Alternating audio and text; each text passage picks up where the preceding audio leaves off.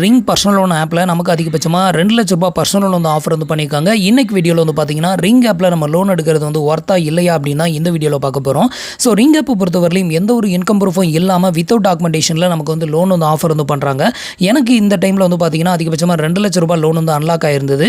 இந்த 2 லட்ச ரூபாய் லோனை நம்ம வந்து எடுத்தோம் அப்படின்னா நம்மளோட பேங்க் அக்கௌண்ட்டுக்கு கிரெடிட்டட் ஆகக்கூடிய அமௌண்ட் வந்து பார்த்தீங்கன்னா 1,85,840 ரூபாய் கிரெடிட்டட் ஆகும்.